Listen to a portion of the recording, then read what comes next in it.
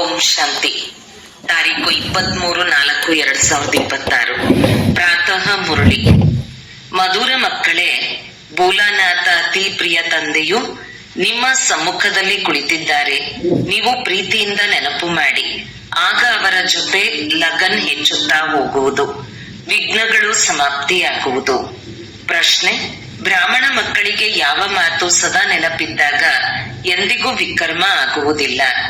ಉತ್ತರ: ಯಾವ ಕರ್ಮವನ್ನು ನಾನು ಮಾಡುತ್ತೇನೆಯೋ ನಮ್ಮನ್ನು ನೋಡಿ ಅನ್ಯರು ಮಾಡುವರು. ಇದು ನೆನಪಿದ್ದಾಗ ವಿಕರ್ಮ ಆಗುವುದಿಲ್ಲ. ಒಂದು ವೇಳೆ ಯಾರಾದರೂ ಬಚ್ಚಿಟ್ಟುಕೊಂಡು ಪಾಪಕರ್ಮ ಮಾಡಿದರೆ ಅವರು ಧರ್ಮರಾಜನಿಂದ ಮುಚ್ಚಿಡಲು ಸಾಧ್ಯವಿಲ್ಲ. ಕೂಡಲೇ ಅದಕ್ಕೆ ಶಿಕ್ಷೆ ಸಿಗುವುದು. ಮುಂದೆ ಹೋದಂತೆ ನಿಯಮಗಳು ಇನ್ನೂ ಕಠಿಣವಾಗಿ ಬರುವುದು. ಈ ಇಂದ್ರ ಸಭೆಯಲ್ಲಿ ಪತಿತರು ಯಾರು ಮುಚ್ಚಿಟ್ಟುಕೊಂಡು ಕುಳಿತುಕೊಳ್ಳಲು ಸಾಧ್ಯವಿಲ್ಲ. ಗೀತೆ: ಭೋಲಾನಾಥನಿಂದ ಭಿನ್ನ ಯಾರೂ ಇಲ್ಲ. ಓಂ ಶಾಂತಿ. ಮಧುರಾತಿ ಮಧುರ ಆತ್ಮೀಯ ಮಕ್ಕಳಿಗೆ ತಿಳಿದಿದೆ, ಈಗ ಆತ್ಮೀಯ ತಂದೆಯು ನಮಗೆ ಈ ಸೃಷ್ಟಿಯ ಆದಿ ಮಧ್ಯ ಅಂತ್ಯದ ಜ್ಞಾನವನ್ನು ತಿಳಿಸುತ್ತಿದ್ದಾರೆ. ಅವರ ಹೆಸರೇ ಆಗಿದೆ ಭೋಲಾನಾಥ. ತಂದೆಯು ಬಹಳ ಮುಗ್ಧರಾಗಿರುತ್ತಾರೆ. ಎಷ್ಟು ಕಷ್ಟವನ್ನು ಸಹನೆ ಮಾಡಿಯಾದರೂ ಮಕ್ಕಳಿಗೆ ಓದಿಸುತ್ತಾರೆ, ಪಾಲನೆ ಮಾಡುತ್ತಾರೆ. ಮತ್ತೆ ಅವರು ದೊಡ್ಡವರಾದಾಗ ಎಲ್ಲವನ್ನೂ ಅವರಿಗೆ ಕೊಟ್ಟು ತಾವು ವಾನಪ್ರಸ್ಥವನ್ನು ಸ್ವೀಕರಿಸುತ್ತಾರೆ. ನಾನು ನನ್ನ ಕರ್ತವ್ಯವನ್ನು ಪೂರ್ಣ ಮಾಡಿದೆನು, ಇನ್ನು ಮಕ್ಕಳಿಗೆ ಗೊತ್ತು ಎಂದು ತಿಳಿದುಕೊಳ್ಳುತ್ತಾರೆ. ಅಂದ ಮೇಲೆ ತಂದೆಯು ಮುಗ್ಧನಾದರಲ್ಲವೇ? ಇದನ್ನು ಸಹ ತಂದೆಯು ನಿಮಗೆ ತಿಳಿಸುತ್ತಾರೆ, ಏಕೆಂದರೆ ಅವರು ಭೋಲಾನಾಥನಾಗಿದ್ದಾರೆ. ಹೇಗೆ ಲೌಕಿಕ ತಂದೆಗೂ ಸಹ ಹೇಳುತ್ತಾರೆ, ಅವರು ಎಷ್ಟು ಮುಗ್ಧರಾಗಿರುತ್ತಾರೆ. ಅವರಂತೂ ಸೀಮಿತವಾದ ಭೋಲ ಆದರೆ ಇವರು ಬೇಹದ್ದಿನ ಭೋಲಾನಾಥನಾಗಿದ್ದಾರೆ. ಪರಮಧಾಮದಿಂದ ಹಳೆಯ ಪ್ರಪಂಚ, ಹಳೆಯ ಶರೀರದಲ್ಲಿ ಬರುತ್ತಾರೆ. ಆದ್ದರಿಂದ ಮನುಷ್ಯರು ತಿಳಿದುಕೊಳ್ಳುತ್ತಾರೆ, ಹಳೆಯ ಪತೀತ ಶರೀರದಲ್ಲಿ ಹೇಗೆ ಬರಬಹುದು? ತಿಳಿದುಕೊಳ್ಳದ ಕಾರಣ ಪಾವನ ಶರೀರದ ಕೃಷ್ಣನ ಹೆಸರನ್ನು ಹಾಕಿಬಿಟ್ಟಿದ್ದಾರೆ. ಈ ಗೀತೆ, ವೇದ, ಶಾಸ್ತ್ರ ಇತ್ಯಾದಿಗಳು ಕಲ್ಪದ ನಂತರವೂ ಆಗುತ್ತದೆ. ನೋಡಿ, ಶಿವ ತಂದೆಯು ಎಷ್ಟು ಮುಗ್ಧನಾಗಿದ್ದಾರೆ. ಅವರು ಇಲ್ಲಿ ಬಂದಾಗಲೂ ಸಹ ಹೇಗೆ ತಂದೆಯು ಇಲ್ಲಿಯೇ ಕುಳಿತಿದ್ದಾರೆಂಬ ಅನುಭವವಾಗುತ್ತದೆ. ಈ ಸಾಕಾರ ತಂದೆಯೂ ಸಹ ಬೋಲ ಅಲ್ಲವೇ? ಯಾವುದೇ ಶಲ್ಯವಾಗಲಿ ತಿಲಕವಾಗಲಿ ಇಲ್ಲ. ಬಹಳ ಸಾಧಾರಣ ತಂದೆಯಾಗಿದ್ದಾರೆ. ಮಕ್ಕಳಿಗೆ ತಿಳಿದಿದೆ, ಇಷ್ಟೆಲ್ಲ ಜ್ಞಾನವನ್ನು ಶಿವ ತಂದೆಯೇ ಕೊಡುತ್ತಾರೆ. ಇದನ್ನು ತಿಳಿಸಲು ಮತ್ಯಾರಿಗೂ ಶಕ್ತಿ ಇಲ್ಲ. ದಿನ ಪ್ರತಿದಿನ ಮಕ್ಕಳ ಲಗನ್ ಹೆಚ್ಚುತ್ತಾ ಹೋಗುತ್ತದೆ. ತಂದೆಯನ್ನು ಎಷ್ಟು ನೆನಪು ಮಾಡುತ್ತೀರೋ ಅಷ್ಟು ಪ್ರೀತಿಯು ಹೆಚ್ಚುವುದು. ಅತಿ ಪ್ರಿಯ ತಂದೆ ಅಲ್ಲವೇ? ಈಗಷ್ಟೇ ಅಲ್ಲ, ಭಕ್ತಿ ಮಾರ್ಗದಲ್ಲಿಯೂ ನೀವು ಅತಿ ಪ್ರೀತಿಯ ತಂದೆಯೆಂದು ತಿಳಿದುಕೊಳ್ಳುತ್ತಿದ್ದೀರಿ. ಬಾಬಾ ತಾವು ಬಂದರೆ ಮತ್ತೆಲ್ಲರಿಂದ ಪ್ರೀತಿಯನ್ನು ತೆಗೆದು ತಾವೊಬ್ಬರೊಂದಿಗೆ ಪ್ರೀತಿಯನ್ನಿಡುವೆವು ಎಂದು ಹೇಳುತ್ತಾ ಬಂದಿರಿ. ಈಗಲೂ ಸಹ ನೀವು ತಿಳಿದುಕೊಂಡಿದ್ದೀರಿ. ಆದರೆ ಮಾಯೆಯು ತಂದೆಯ ಜೊತೆ ಅಷ್ಟೊಂದು ಪ್ರೀತಿಯನ್ನಿಡಲು ಬಿಡುವುದಿಲ್ಲ. ಇವರು ನನ್ನನ್ನು ಬಿಟ್ಟು ತಂದೆಯನ್ನು ನೆನಪು ಮಾಡುವುದು ಮಾಯೆಗೆ ಇಷ್ಟವಿಲ್ಲ. ದೇಹಾಭಿಮಾನಿಯಾಗಿ ನನ್ನನ್ನು ಪ್ರೀತಿ ಮಾಡಲಿ ಎಂದು ಅದು ಬಯಸುತ್ತದೆ. ಆದ್ದರಿಂದಲೇ ಎಷ್ಟೊಂದು ವಿಘ್ನಗಳನ್ನು ಹಾಕುತ್ತದೆ. ನೀವು ವಿಘ್ನಗಳನ್ನು ಪಾರು ಮಾಡಬೇಕು. ಮಕ್ಕಳು ಸ್ವಲ್ಪವಾದರೂ ಪರಿಶ್ರಮ ಪಡಬೇಕಲ್ಲವೇ? ಪುರುಷಾರ್ಥದಿಂದಲೇ ನೀವು ತಮ್ಮ ಪ್ರಾರಬ್ಧವನ್ನು ಪಡೆಯುತ್ತೀರಿ. ಮಕ್ಕಳಿಗೆ ತಿಳಿದಿದೆ, ಶ್ರೇಷ್ಠ ಪದವಿಯನ್ನು ಪಡೆಯಲು ಎಷ್ಟೊಂದು ಪುರುಷಾರ್ಥ ಮಾಡಬೇಕು. ಮೊದಲನೆಯದಾಗಿ ವಿಕಾರಗಳ ದಾನ ಮಾಡಬೇಕು. ಎರಡನೆಯದಾಗಿ ತಂದೆಯಿಂದ ಯಾವ ಅವಿನಾಶಿ ಜ್ಞಾನ ರತ್ನಗಳ ಧನ ಸಿಗುತ್ತದೆಯೋ ಅದನ್ನು ದಾನ ಮಾಡಬೇಕು. ಆ ಅವಿನಾಶಿ ಧನದಿಂದಲೂ ನೀವು ಬಹಳ ಧನವಂತರಾಗುತ್ತೀರಿ. ಜ್ಞಾನವು ಆದಾಯದ ಮೂಲವಾಗಿದೆ. ಅದು ಶಾಸ್ತ್ರಗಳ ಜ್ಞಾನ, ಇದು ಆಧ್ಯಾತ್ಮಿಕ ಜ್ಞಾನವಾಗಿದೆ. ಶಾಸ್ತ್ರ ಇತ್ಯಾದಿಗಳನ್ನು ಓದಿ ಬಹಳ ಸಂಪಾದನೆ ಮಾಡುತ್ತಾರೆ. ಒಂದು ಕೋಣೆಯಲ್ಲಿ ಗ್ರಂಥ ಮೊದಲಾದವುಗಳನ್ನು ಇಟ್ಟುಕೊಂಡು ಸ್ವಲ್ಪ ಓದಿ ತಿಳಿಸಿದರೂ ಸಹ ಸಂಪಾದನೆಯಾಗಿ ಬಿಡುವುದು. ಆದರೆ ಅದು ಯಥಾರ್ಥ ಜ್ಞಾನವಲ್ಲ. ಯಥಾರ್ಥ ಜ್ಞಾನವನ್ನು ಒಬ್ಬ ತಂದೆಯೇ ಕೊಡುತ್ತಾರೆ. ಎಲ್ಲಿಯವರೆಗೂ ಈ ಜ್ಞಾನವು ಸಿಗುವುದಿಲ್ಲವೋ ಅಲ್ಲಿಯವರೆಗೆ ಮನುಷ್ಯರ ಬುದ್ಧಿಯಲ್ಲಿ ಶಾಸ್ತ್ರಗಳ ಜ್ಞಾನವೇ ಇರುತ್ತದೆ.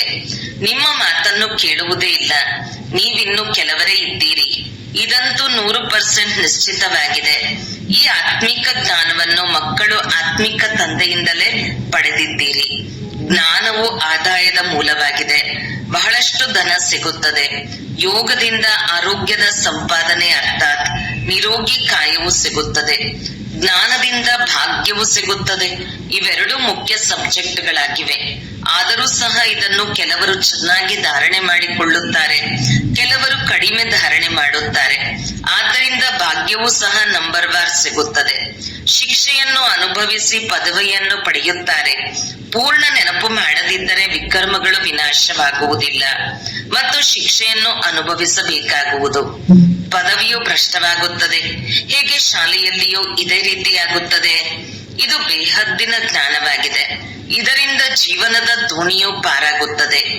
ಆ ಜ್ಞಾನದಲ್ಲಿ ಬ್ಯಾರಿಸ್ಟರಿ, ಡಾಕ್ಟರಿ, ಇಂಜಿನಿಯರಿ ವಿದ್ಯೆಯನ್ನು ಓದಬೇಕಾಗುತ್ತದೆ. ಇದಂತೂ ಒಂದೇ ವಿದ್ಯೆಯಾಗಿದೆ. ಯೋಗ ಮತ್ತು ಜ್ಞಾನದಿಂದ ಸದಾ ಆರೋಗ್ಯವಂತರು, ಐಶ್ವರ್ಯವಂತರಾಗುತ್ತೀರಿ, ರಾಜಕುಮಾರರಾಗಿ ಬಿಡುತ್ತೀರಿ. ಸ್ವರ್ಗದಲ್ಲಿ ಯಾವುದೇ ವೈದ್ಯರು, ವಕೀಲರು ಇರುವುದಿಲ್ಲ. ಅಲ್ಲಿ ಧರ್ಮರಾಜನ ಅವಶ್ಯಕತೆಯೇ ಇರುವುದಿಲ್ಲ. ಗರ್ಭ ಜೈಲಿನ ಶಿಕ್ಷೆಯಾಗಲಿ ಧರ್ಮರಾಜನ ಶಿಕ್ಷೆಯಾಗಲಿ ಇರುವುದಿಲ್ಲ. ಗರ್ಭ ಮಹಲಿನಲ್ಲಿ ಬಹಳ ಸುಖಿಯಾಗಿರುತ್ತಾರೆ. ಇಲ್ಲಾದರೆ ಗರ್ಭ ಜೈಲಿನಲ್ಲಿ ಶಿಕ್ಷೆಯನ್ನು ಅನುಭವಿಸಬೇಕಾಗುತ್ತದೆ. ಇವೆಲ್ಲ ಮಾತುಗಳನ್ನು ನೀವು ಮಕ್ಕಳೇ ತಿಳಿದುಕೊಳ್ಳುತ್ತೀರಿ. ಬಾಕಿ ಶಾಸ್ತ್ರಗಳಲ್ಲಿ, ಸಂಸ್ಕೃತದಲ್ಲಿ, ಶ್ಲೋಕ ಇತ್ಯಾದಿಗಳಲ್ಲಿ ಮನುಷ್ಯರೇ ಬರೆದಿದ್ದಾರೆ. ಸತ್ಯಯುಗದಲ್ಲಿ ಯಾವ ಭಾಷೆ ಇರುವುದು ಎಂದು ಕೇಳುತ್ತಾರೆ. ಇದಕ್ಕೆ ತಂದೆಯು ತಿಳಿಸುತ್ತಾರೆ, ದೇವತೆಗಳ ಭಾಷೆ ಯಾವುದೋ ಅದೇ ನಡೆಯುವುದು. ಅಲ್ಲಿನ ಭಾಷೆಯು ಮತ್ತೆಲ್ಲಿಯೂ ಇರಲು ಸಾಧ್ಯವಿಲ್ಲ. ಅಲ್ಲಿ ಸಂಸ್ಕೃತ ಭಾಷೆ ಇರುತ್ತದೆ ಎಂದಲ್ಲ. ದೇವತೆಗಳದು ಮತ್ತು ಮನುಷ್ಯರದು ಒಂದೇ ಭಾಷೆಯಾಗಲು ಸಾಧ್ಯವಿಲ್ಲ. ಅಲ್ಲಿನ ಭಾಷೆಯು ಯಾವುದೋ ಅದೇ ನಡೆಯುತ್ತದೆ. ಇದನ್ನು ಕೇಳುವ ಅವಶ್ಯಕತೆ ಇಲ್ಲ. ಮೊದಲು ತಂದೆಯಿಂದ ಆಸ್ತಿಯನ್ನು ಪಡೆದುಕೊಳ್ಳಿ. ಕಲ್ಪದ ಹಿಂದೆ ಏನಾಗಿತ್ತೋ ಅದೇ ಆಗುವುದು. ಮೊದಲು ಆಸ್ತಿಯನ್ನು ಪಡೆದುಕೊಳ್ಳಿ. ಮತ್ಯಾವುದೇ ಮಾತನ್ನು ಕೇಳಲೇಬೇಡಿ. 84 ಜನ್ಮಗಳಿಲ್ಲವೆಂದರೆ 80 ಜನ್ಮಗಳಿರಲಿ ಅಥವಾ 82 ಆಗಿರಲಿ. ಈ ಮಾತುಗಳನ್ನು ಬಿಟ್ಟು ಬಿಡಿ. ಕೇವಲ ತಂದೆಯನ್ನು ನೆನಪು ಮಾಡಿ. ಸ್ವರ್ಗದ ರಾಜ್ಯ ಭಾಗ್ಯವು ಖಂಡಿತ ಸಿಗುತ್ತದೆ ಅಲ್ಲವೇ? ಅನೇಕ ಬಾರಿ ನೀವು ಸ್ವರ್ಗದ ರಾಜ್ಯ ಭಾಗ್ಯವನ್ನು ಪಡೆದುಕೊಂಡಿದ್ದೀರಿ. ಮೇಲಿನಿಂದ ಇಳಿಯಲೇಬೇಕಾಗಿದೆ. ನೀವೀಗ ಮಾಸ್ಟರ್ ಜ್ಞಾನ ಸಾಗರ, ಮಾಸ್ಟರ್ ಸುಖ ಸಾಗರರಾಗಿದ್ದೀರಿ. ನೀವು ಪುರುಷಾರ್ಥಿಗಳಾಗಿದ್ದೀರಿ. ತಂದೆಯಂತೂ ಸಂಪೂರ್ಣರಾಗಿದ್ದಾರೆ. ತಂದೆಯಲ್ಲಿ ಯಾವ ಜ್ಞಾನ ಇದೆಯೋ ಅದು ಮಕ್ಕಳಲ್ಲಿದೆ. ಆದರೆ ನಿಮಗೆ ಸಾಗರನೆಂದು ಹೇಳಲಾಗುವುದಿಲ್ಲ. ಸಾಗರವು ಒಂದೇ ಇರುತ್ತದೆ. ಕೇವಲ ಅನೇಕ ಹೆಸರುಗಳನ್ನು ಇಟ್ಟಿದ್ದಾರೆ.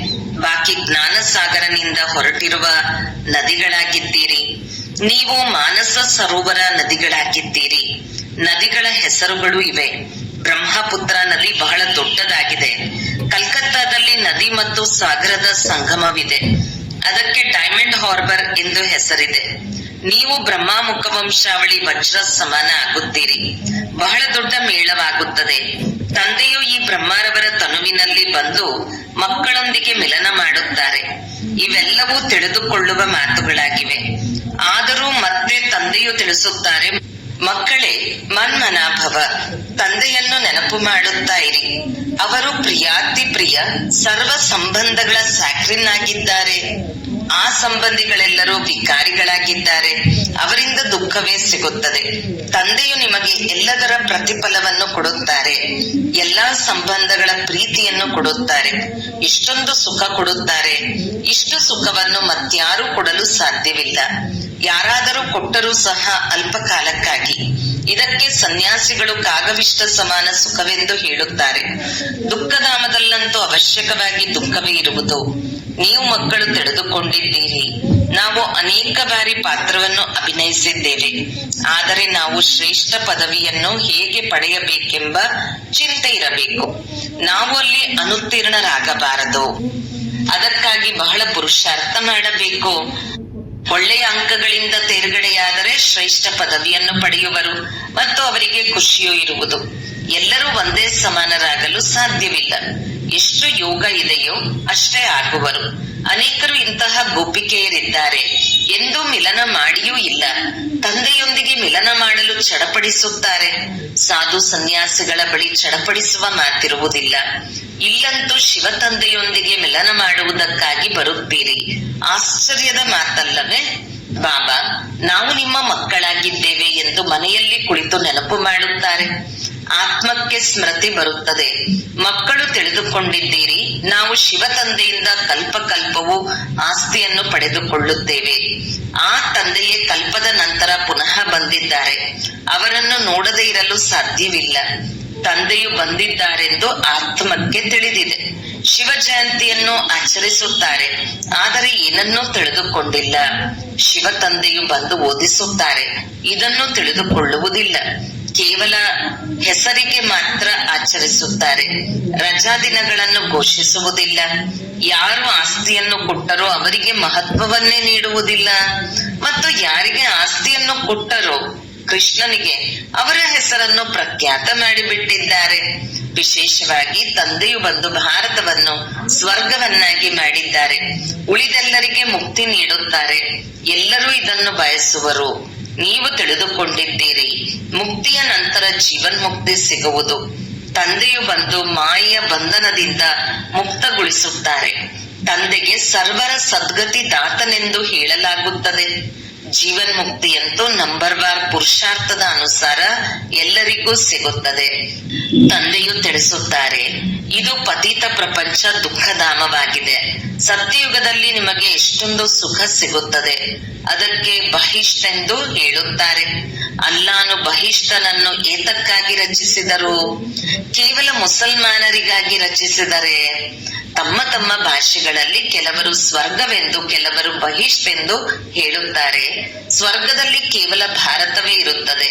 ಇವೆಲ್ಲ ಮಾತುಗಳು ನೀವು ಮಕ್ಕಳ ಬುದ್ಧಿಯಲ್ಲಿ ನಂಬರ್ವಾರ್ ಪುರುಷಾರ್ಥದ ಅನುಸಾರ ಕುಳಿತುಕೊಂಡಿದೆ. ನಾನು ಅಲ್ಲಾನ ಉದ್ಯಾನವನದಲ್ಲಿ ಹೋಗಿದ್ದೇನೆಂದು ಒಬ್ಬರು ಮುಸಲ್ಮಾನರು ಹೇಳುತ್ತಿದ್ದರು. ಇವೆಲ್ಲವೂ ಸಾಕ್ಷಾತ್ಕಾರವಾಗುತ್ತದೆ. ಡ್ರಾಮಾದಲ್ಲಿ ಮೊದಲಿನಿಂದಲೇ ಇದೆಲ್ಲವೂ ನಿಗದಿಯಾಗಿದೆ. ಡ್ರಾಮಾದಲ್ಲಿ ಏನೆಲ್ಲವೂ ಆಗುವುದೋ ಕ್ಷಣವು ಕಳೆಯುತ್ತೆಂದರೆ ಇದು ಮೊದಲು ಆಗಿತ್ತು ಎಂದು ಹೇಳುತ್ತಾರೆ. ನಾಳೆ ಏನಾಗುವುದು ಇದು ಯಾರಿಗೂ ತಿಳಿದಿಲ್ಲ. ಆದ್ದರಿಂದ ಡ್ರಾಮಾದ ಮೇಲೆ ನಿಶ್ಚಯವಿರಬೇಕು. ಇದರಲ್ಲಿ ಯಾವುದೇ ಚಿಂತೆ ಇರುವುದಿಲ್ಲ. ನಮಗಂತೂ ತಂದೆಯು ಆಜ್ಞೆ ಮಾಡಿದ್ದಾರೆ, ನನ್ನೊಬ್ಬನನ್ನೇ ನೆನಪು ಮಾಡಿ, ತಮ್ಮ ಆಸ್ತಿಯನ್ನು ನೆನಪು ಮಾಡಿ. ಎಲ್ಲರೂ ಸಮಾಪ್ತಿಯಾಗಲೇಬೇಕು. ಯಾರು ಯಾರಿಗಾಗಿಯೂ ಉಳಿಯುವುದಿಲ್ಲ. ಮೃತ್ಯು ಬಂದಿತೆಂದರೆ ಹೊರಟು ಹೋಗುವರು. ಅಳುವುದಕ್ಕೂ ಬಿಡುವಿರುವುದಿಲ್ಲ. ಶಬ್ದವೇ ಹೊರಡುವುದಿಲ್ಲ. ಇತ್ತೀಚೆಗಂತೂ ಮನುಷ್ಯರು ಶವ ಸುಟ್ಟಿರುವ ಬೂದಿಯನ್ನು ಸಹ ತೆಗೆದುಕೊಂಡು ಎಷ್ಟೊಂದು ಪರಿಕ್ರಮಣ ಮಾಡುತ್ತಾರೆ. ಈ ಭಾವನೆಯು ಕುಳಿತಿರುತ್ತದೆ. ಆದರೆ ಇದೆಲ್ಲವೂ ಸಮಯದ ವ್ಯರ್ಥವಾಗಿದೆ. ಇದರಲ್ಲೇನಿದೆ? ಮಣ್ಣು ಮಣ್ಣಿನಲ್ಲಿ ಸೇರಿ ಹೋಗುವುದು. ಇದರಿಂದ ಭಾರತವು ಪವಿತ್ರವಾಗಿ ಬಿಡುವುದೇ? ಪತೀತ ಪ್ರಪಂಚದಲ್ಲಿ ಯಾವುದೇ ಕರ್ಮ ಮಾಡಿದರೂ ಪತೀತ ಕರ್ಮವನ್ನೇ ಮಾಡುವರು.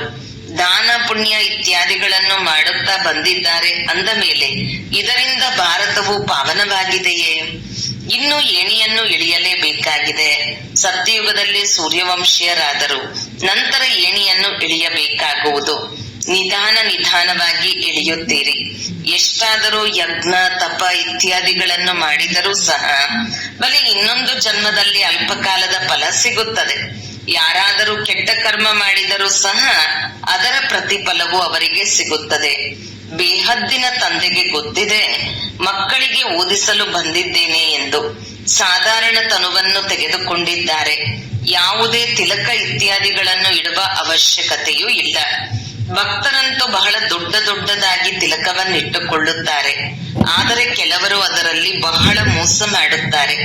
ತಂದೆಯು ತಿಳಿಸುತ್ತಾರೆ, ನಾನು ಸಾಧಾರಣ ತನುವಿನಲ್ಲಿ ಬರುತ್ತೇನೆ, ಬಂದು ನೀವು ಮಕ್ಕಳಿಗೆ ಓದಿಸುತ್ತೇನೆ.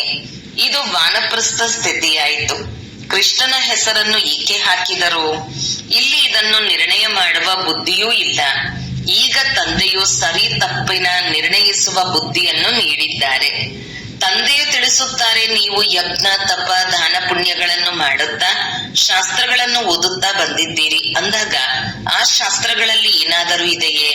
ನಾನಂತೂ ನಿಮಗೆ ರಾಜಯೋಗವನ್ನು ಕಲಿಸಿ ವಿಶ್ವದ ರಾಜ್ಯ ಭಾಗ್ಯವನ್ನು ಕೊಟ್ಟೆನೆ, ಅಥವಾ ಕೃಷ್ಣನು ಕೊಟ್ಟನೆ? ಪರಿಶೀಲನೆ ಮಾಡಿ. ಬಾಬಾ ತಾವೇ ತಿಳಿಸಿದ್ದೀರಿ ಎಂದು ಹೇಳುತ್ತೀರಿ. ಕೃಷ್ಣನಂತೂ ಚಿಕ್ಕ ರಾಜಕುಮಾರನಾಗಿದ್ದಾನೆ. ಕೃಷ್ಣನು ಹೇಗೆ ತಿಳಿಸುವನು? ಬಾಬಾ ತಮ್ಮದೇ ರಾಜಯೋಗದಿಂದ ನಾವು ಈ ರೀತಿಯಾಗುತ್ತೇವೆ. ತಂದೆ ತಿಳಿಸುತ್ತಾರೆ, ಮಕ್ಕಳೇ, ಶರೀರದ ಮೇಲೆ ಯಾವುದೇ ಭರವಸೆ ಇಲ್ಲ. ಆದ್ದರಿಂದ ಬಹಳ ಪುರುಷಾರ್ಥ ಮಾಡಬೇಕು. ಬಾಬಾ ಇಂತಹವರು ಬಹಳ ಒಳ್ಳೆಯ ನಿಶ್ಚಯ ಬುದ್ಧಿಯವರೆಂದು ತಂದೆಗೆ ಸಮಾಚಾರವನ್ನು ತಿಳಿಸುತ್ತಾರೆ. ತಂದೆಯು ಹೇಳುತ್ತಾರೆ, ನಿಶ್ಚಯವು ಸ್ವಲ್ಪವೂ ಇಲ್ಲವೆಂದು ನಾನು ಹೇಳುತ್ತೇನೆ. ಯಾರನ್ನು ಬಹಳ ಪ್ರೀತಿ ಮಾಡಿದೆವೋ ಅವರು ಇಂದು ಇಲ್ಲ. ತಂದೆಯಂತೂ ಎಲ್ಲರ ಜೊತೆ ಬಹಳ ಪ್ರೀತಿಯಿಂದ ನಡೆಯುತ್ತಾರೆ.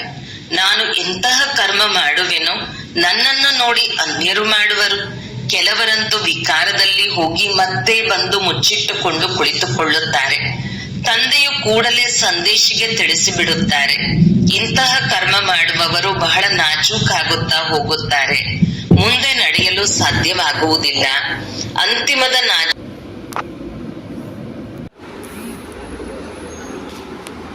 ಯಾರಾದರೂ ಸ್ವಲ್ಪವೇನಾದರೂ ಮಾಡಿದರೂ ಸಹ ಒಮ್ಮೆಲೆ ಅವರ ಮೇಲೆ ಕ್ರಮ ಕೈಗೊಳ್ಳಲಾಗುತ್ತದೆ. ಮುಂದೆ ಹೋದಂತೆ ನೀವು ಬಹಳ ನೋಡುವಿರಿ ತಂದೆಯು ಏನೇನು ಮಾಡುತ್ತಾರೆ ಎಂದು. ತಂದೆಯೇ ಶಿಕ್ಷೆಯನ್ನು ಕೊಡುವುದಿಲ್ಲ, ಧರ್ಮರಾಜನ ಮೂಲಕ ಕೊಡಿಸುತ್ತಾರೆ. ಜ್ಞಾನದಲ್ಲಿ ಪ್ರೇರಣೆಯ ಮಾತಿಲ್ಲ. ಭಗವಂತನಿಗೆ ಹೇ ಪತೀತ ಪಾವನ, ಬಂದು ನಮ್ಮನ್ನು ಪಾವನ ಮಾಡಿ ಎಂದು ಎಲ್ಲ ಮನುಷ್ಯರು ಕರೆಯುತ್ತಾರೆ. ಎಲ್ಲ ಆತ್ಮರು ಕರ್ಮೇಂದ್ರಿಯಗಳ ಮೂಲಕ ಕೂಗುತ್ತಾರೆ. ತಂದೆಯೇ ಜ್ಞಾನ ಸಾಗರನಾಗಿದ್ದಾರೆ. ಅವರ ಬಳಿ ಬಹಳ ವಿಭಿನ್ನ ಪ್ರಕಾರದ ಸಾಮಾನುಗಳಿವೆ. ಇಂತಹ ಸಾಮಾನು ಮತ್ಯಾರ ಬಳಿಯೂ ಇಲ್ಲ. ಕೃಷ್ಣನ ಮಹಿಮೆಯು ಸಂಪೂರ್ಣ ಬೇರೆಯಾಗಿದೆ. ತಂದೆಯ ಶಿಕ್ಷಣದಿಂದ ಇವರು ಲಕ್ಷ್ಮೀನಾರಾಯಣ ಹೇಗಾದರೂ ಮಾಡುವವರಂತೂ ತಂದೆಯೇ ಆಗಿದ್ದಾರೆ. ತಂದೆಯು ಬಂದು ಕರ್ಮ ಅಕರ್ಮ ವಿಕರ್ಮದ ಗತಿಯನ್ನು ತಿಳಿಸುತ್ತಾರೆ. ಈಗ ನಿಮ್ಮ 3ನೆಯ ನೇತ್ರವು ತೆರೆದಿದೆ, ನೀವು ತಿಳಿದುಕೊಂಡಿದ್ದೀರಿ. ಇದು 5000 ವರ್ಷದ ಮಾತಾಗಿದೆ. ಈಗ ಮನೆಗೆ ಹೋಗಬೇಕಾಗಿದೆ. ಪಾತ್ರವನ್ನು ಅಭಿನಯಿಸಬೇಕು. ಇದು ಸ್ವದರ್ಶನ ಚಕ್ರ ಅಲ್ಲವೇ? ನಿಮ್ಮ ಹೆಸರಾಗಿದೆ ಸ್ವದರ್ಶನ ಚಕ್ರಧಾರಿಗಳು, ಬ್ರಾಹ್ಮಣ ಕುಲಭೂಷಣರು, ಪ್ರಜಾಪಿತ ಬ್ರಹ್ಮ ಕುಮಾರ ಕುಮಾರಿಯರು ಲಕ್ಷಾಂತರ ಅಂದಾಜಿನಲ್ಲಿ ಸ್ವದರ್ಶನ ಚಕ್ರಧಾರಿಗಳು ಆಗುತ್ತಾರೆ. ನೀವು ಎಷ್ಟೊಂದು ಓದುತ್ತೀರಿ. ಒಳ್ಳೆಯದು. ಮಧುರಾತಿ ಮಧುರ ಅಗಲಿ ಹೋಗಿ ಮರಳಿ ಸಿಕ್ಕಿರುವ ಮಕ್ಕಳ ಪ್ರತಿ ಮಾತಪಿತಾ ಬಾಬ್ದಾದರವರ ನೆನಪು, ಪ್ರೀತಿ ಹಾಗೂ ಸುಪ್ರಭಾತ. ಆತ್ಮೀಯ ಮಕ್ಕಳಿಗೆ ಆತ್ಮೀಯ ತಂದೆಯ ನಮಸ್ತೆ. ಧಾರಣೆಗಾಗಿ ಮುಖ್ಯ ಸಾರ 1. ಈ ಸಮಯವು ಬಹಳ ನಾಜೂಕಾಗಿದೆ. ಆದ್ದರಿಂದ ಯಾವುದೇ ಉಲ್ಟಾ ಕರ್ಮ ಮಾಡಬಾರದು. ಕರ್ಮ ಅಕರ್ಮ ವಿಕರ್ಮದ ಗತಿಯನ್ನು ಗಮನದಲ್ಲಿಟ್ಟುಕೊಂಡು ಸದಾ ಶ್ರೇಷ್ಠ ಕರ್ಮವನ್ನೇ ಮಾಡಬೇಕು. 2.